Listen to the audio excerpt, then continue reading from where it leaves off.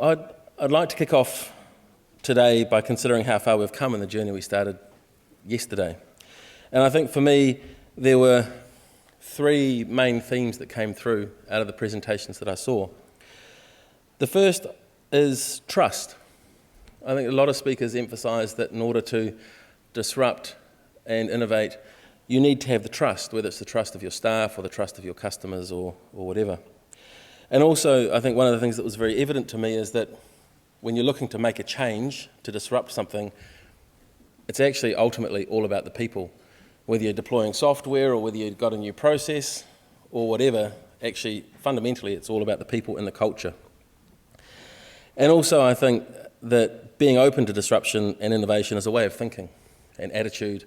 It's a culture. It's learning to, or leaning into the yes, rather than leaning into the no.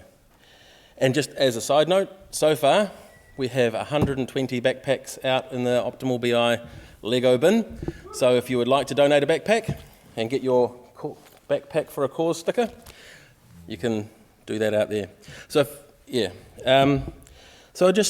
I was thinking about Rebecca's story about Cuba yesterday and about her observations and thoughts on disruption based on that trip, and about how disruptive innovation is a mindset.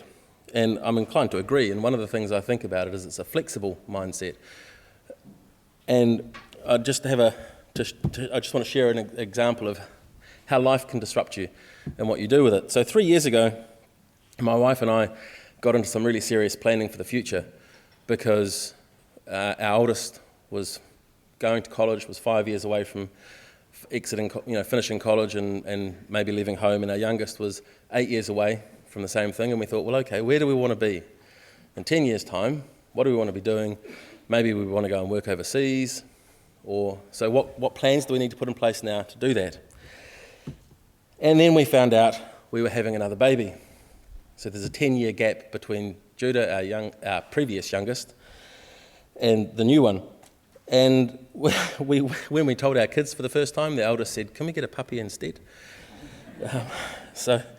But we were sideswiped by life. You make plans and all of a sudden something happens and you're like, I wasn't expecting this, and we really weren't. While on one hand I was very happy, I love being a dad and I love my kids, at the same time I was a bit grumpy at being disrupted and having to rethink everything. It seemed like all the plans evaporated in front of me. But after getting over myself and having another look, I realised that yes, things would have to change, but at the same time we now had other opportunities. And with some rejigging, most of what we were considering could still be aimed for and still be looked at. And so now we have Malachi, if you can, this is him, with his yogurt face on. And he's lovely, and I wouldn't give him back for the world. And with some replanning and rejigging, and we're now working towards, we've changed some of our goals and we've changed our plans for working towards some of the other goals. And the point really is that the lesson for me is that planning is everything and the plan is nothing.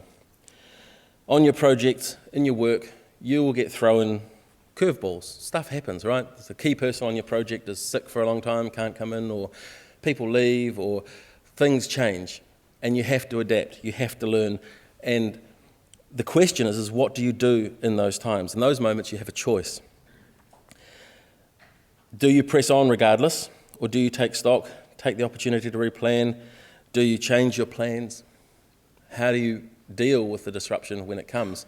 I think Kevin Bigger would tell us to keep rowing, which I think is good advice. Push on, work out how to adapt what you're doing, and push forward. The reality is that life will disrupt you and your work.